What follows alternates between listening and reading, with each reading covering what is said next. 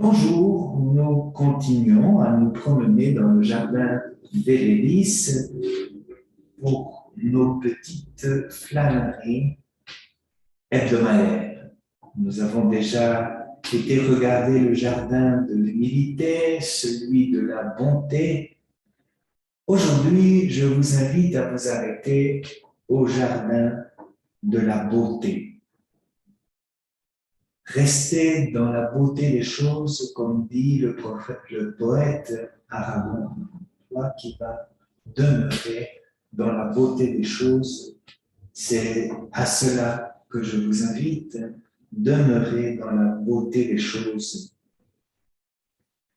La beauté, mystère insondable et pourtant indispensable pour la respiration. J'en reviens à une des préoccupations obsessionnelles qui sont les miennes, c'est que peut-être l'Occident s'est trop consacré, surtout dans l'Église catholique, au Dieu bon, c'est-à-dire au Dieu de la loi. La semaine passée, on a parlé de l'au-delà de la justice, qui est la bonté, mais quand même le Dieu bon, c'est quand même le Dieu de l'éthique. Nous sommes obsédés par l'éthique, alors que les orientaux, les orthodoxes, sont constamment séduits par la beauté, par l'esthétique, par la mystique. La bonté de Dieu, qui est celle que nous fréquentons beaucoup dans le monde occidental, dans l'Église occidentale, s'expérimente, se joue dans l'action, tandis que la beauté de Dieu se reçoit dans la contemplation. Et n'en déplaise à saint Ignace, on ne peut pas confondre l'action et la contemplation. Les deux sont différentes, comme Jean et Pierre dans l'Évangile. Jean pourrait être le signe, le symbole de la beauté, de l'esthétique, et Pierre, le mouvement de la bonté, c'est-à-dire de l'éthique et de l'action. L'action et la contemplation sont deux espaces qui se rencontrent, qui ont besoin l'un de l'autre, mais qui ne peuvent jamais se confondre. Et quand nous les confondons, nous perdons la respiration spirituelle. Mais que voulons-nous dire quand nous parlons de la beauté? Qu'est-ce qui est beau? Eh bien, c'est impossible à définir. Tous les philosophes, les théologiens, les sages ont essayé de caractériser la beauté, le beau, et n'y sont jamais parvenus. Il est plus simple de dire ce qui n'est pas beau, ce qui est la laideur, la vulgarité. Non, la beauté ne se trouve pas dans l'apparence, dans les fausses grandeurs, dans le luxe ou le prix ou la forme. La beauté ne peut que s'expérimenter. Elle ne se définit pas, elle s'expérimente. Et je crois que c'est le frémissement de l'âme. On ne sait pas pourquoi certaines situations et certaines rencontres sont un frémissement de l'âme qui nous connecte avec le divin en nous-mêmes, entre nous, autour de nous.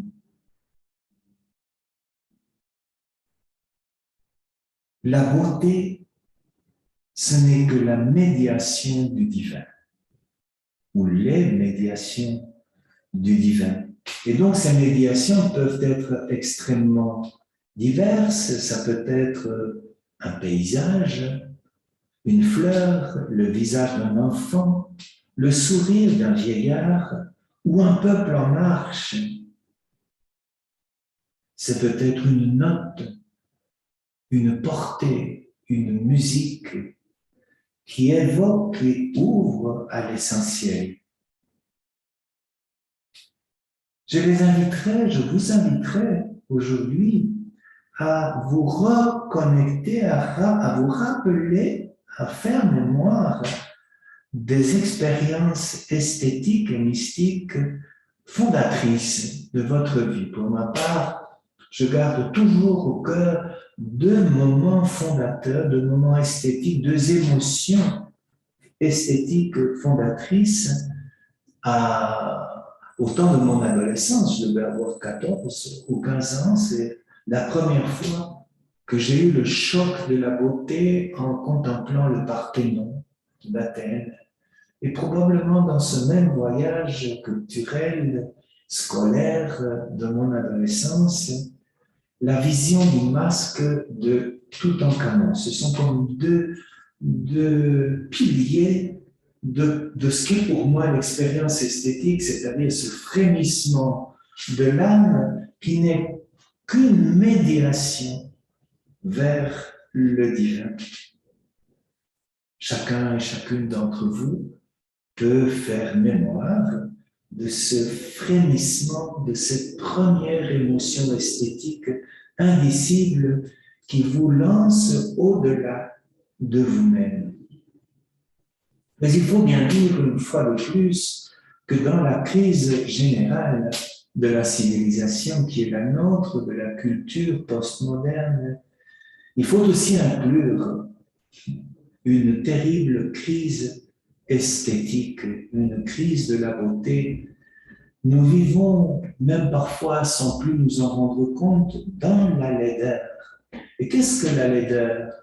C'est ce qui nous sépare de l'âme, c'est ce qui blesse profondément le divin dans notre cœur, c'est ce qui nous divise et nous déchire. Nous sommes constamment agressés par la laideur et par la vulgarité.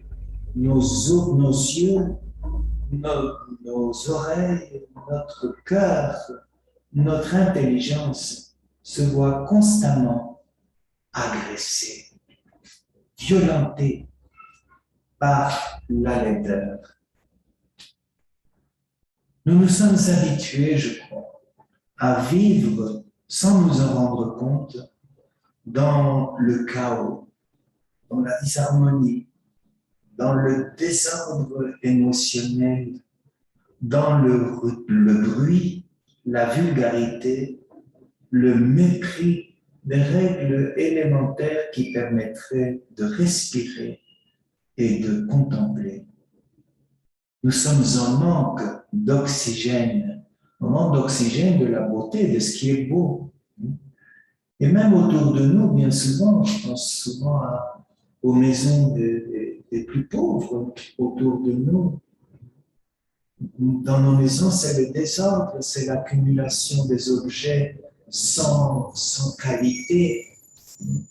Nos villes, et surtout les quartiers les plus populaires, les plus misérables, sont aussi des lieux d'agression esthétique.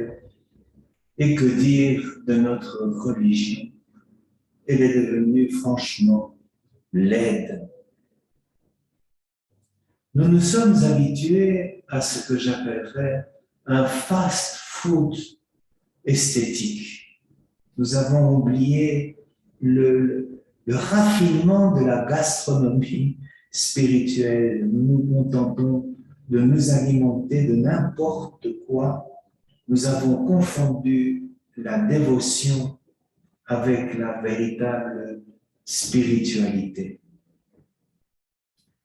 Donc, comme chaque fois dans ces petites méditations, il faut nous réconcilier. Il faut nous réconcilier avec la beauté et avec l'harmonie dans les cultures traditionnelles, les cultures originaires.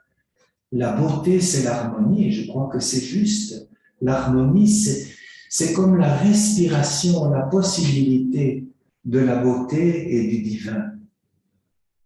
il est urgent, je crois, de recréer des oasis intérieures, des cloîtres de beauté. Les moines, nous sommes évidemment très sensibles à cette préoccupation de l'harmonie, d'une harmonie dépouillée, simple, humble, silencieuse. Je pense en particulier à nos frères cisterciens qui ont développé cette pureté du simple comme la condition de la beauté. Ils ont aussi quelque chose à voir avec l'art musulman. Les musulmans ne peuvent jamais représenter quoi que ce soit. Toute représentation spirituelle est une idolâtrie, et ils ont raison. L'idolâtrie, c'est nous représenter Dieu à notre image, et faire cela, c'est vulgaire, c'est aller contre l'harmonie. On pourrait revisiter dans notre jardin quelques cloîtres cisterciens ou quelques cloîtres bénédictins. Je pense au cloître extraordinaire du Mont Saint-Michel, par exemple, d'une simplicité, d'une pureté formidable et qui domine un paysage d'une simple grandeur, la paix du monde. Nous pourrions faire chanter et dialoguer le cloître du Mont Saint-Michel et la mosquée de Cordoue ou d'autres lieux d'Iran, du Maroc, cette beauté du mouvement, cette beauté de l'écriture arabe, par exemple. On pourrait faire chanter aussi la musique d'un Ravi Shankar avec la musique d'un Messiaen, ou Mozart avec le chant des oiseaux et le souffle du vent. Il faut se refaire une beauté, comme on disait jadis, on va se refaire une beauté. Et quand on est vieux et ridé, ça prend un peu plus de temps de se refaire une beauté. Peut-être que ça va prendre un peu de temps aussi pour notre culture de se refaire une beauté. Il faudra probablement passer par une rééducation de l'œil, de l'oreille, de l'intelligence et du cœur à la beauté.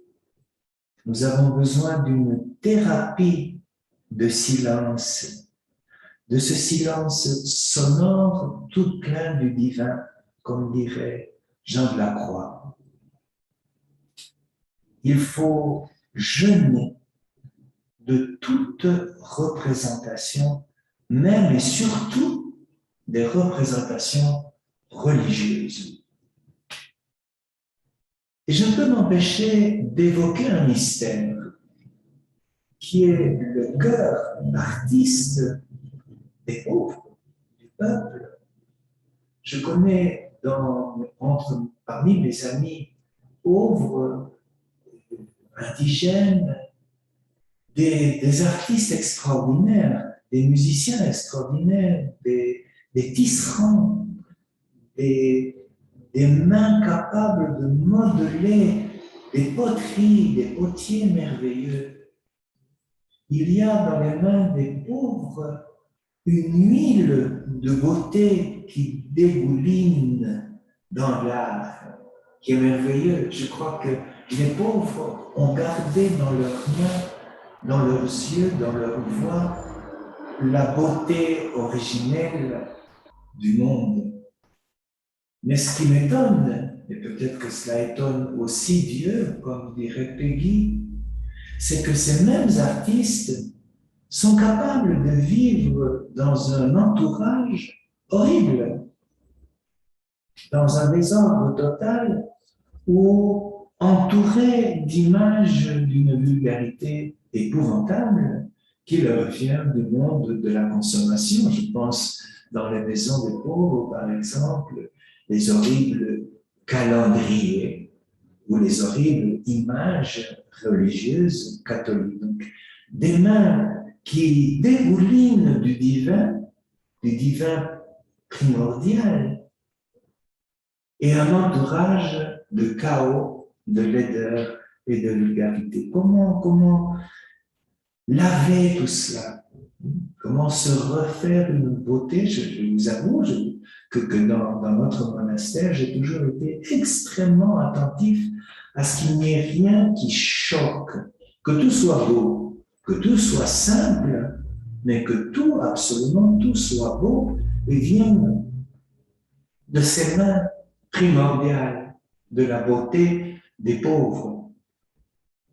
Et que cette beauté primordiale puisse chanter en harmonie avec la beauté des choses, justement, le jardin, le lac, les montagnes enneigées en face du lac. Je suis fasciné par le lac et sa beauté, mais il faut parfois que je ferme mes yeux pour ne pas voir derrière moi l'horrible hôtel qui a été construit en face de mon monastère, ou les grosses maisons fastueuses qu'on appelle construites en matériel noble en espagnol, qui sont absolument horribles, qui sont des petites copies de mauvais goût de ce que l'on fait à Lima. Donc, ne pas voir cette dégradation de cet instinct primordial de la beauté pour pouvoir de nouveau nous connecter avec elle. Et même aussi, il y a une horreur bourgeoise, il y a une laideur bourgeoise. Ce n'est pas parce que les choses sont plus chères, plus cossues, plus confortables, qu'elles en sont plus belles. Au contraire, parfois, ce qui est plus pompeux est encore plus laid. Comment entrer dans cette thérapie, ce jeûne, cette convalescence de la laideur? Il faut donc jeûner de bruit, de toutes nos images, pour en revenir à la source de la beauté qui est le silence. L'absence de forme. Vous savez que pour les Juifs, il est interdit de voir Dieu. On ne peut pas voir Dieu sans mourir. C'est-à-dire qu'on ne peut pas représenter Dieu. On ne peut pas représenter la beauté même. Il faut nous libérer de nos idolâtries pour en revenir à l'harmonie, même abstraite. Je crois que dans l'art abstrait, il y a des lignes, des mouvements, des invitations, des envolées qui sont extrêmement frémissantes, qui nous permettent de frémir de l'intérieur. Et je voudrais en revenir alors à la beauté de Dieu. Est-ce que Dieu est bon? Est-ce que Dieu est juste? Je me posais cette question-là la semaine passée. Ou est-ce que Dieu est beau? Pour les musulmans, il est d'abord beau. Pour les orthodoxes, il est d'abord beau. Et je crois que pour les peuples originaires, Dieu est d'abord beau. Et peut-être que certains d'entre vous se souviennent du portail de la cathédrale gothique d'Amiens, qui est flanqué de cette magnifique statue de Jésus, une statue avec un sourire imperceptible. On pourrait aussi évoquer le sourire de l'ange de Reims. Et les gens se sont habitués à appeler cette statue, ce Jésus qui ouvre la porte de la cathédrale, le beau Dieu. Eh bien oui, Jésus pour moi c'est le beau Dieu avant tout. C'est ce que le psaume 44 appelle le plus beau des enfants de l'humanité. Arrêtons-nous à la qualité de ces gestes, la caresse de Jésus, le toucher de Jésus, l'écriture de Jésus sur le sable. Il n'y a rien de plus beau que le geste de Jésus. Et c'est ce geste qui est véritablement guérissant. Arrêtons-nous devant la beauté et l'art des images que Jésus utilise dans ses paraboles. Jésus était un poète, indéniablement, et c'est pour ça qu'on ne l'a pas compris. Il ne parlait pas le langage des représentations, pas le langage des représentations théologiques, légales. Il n'entrait pas dans la vulgarité de l'idolâtrie des grands. Arrêtons-nous à ce silence de Jésus devant la vulgarité d'un Hérode qui veut lui faire jouer un truc, un truc de passe-passe, un tour de passe-passe de cirque, où ses adversaires du Sanhédrin, il se fait même le silence de Jésus devant Pilate, par exemple, est d'une extraordinaire beauté. Que dire de la beauté de sa parole, de sa limpidité, la limpidité de la parole de Jésus, la transparence de son intelligence. Tout cela, c'est le beau Dieu. Jésus, le plus beau des enfants de l'humanité. Et si nous nous tournons du côté de la création, oui, tout est bon, mais tout est bon parce que tout est beau. Tout est véritablement beau. Il y a dans la création un mystère insondable d'unité et d'harmonie. Ce qui est laid, c'est ce qui rompt l'harmonie, qui déchire ce qui était uni, unifié.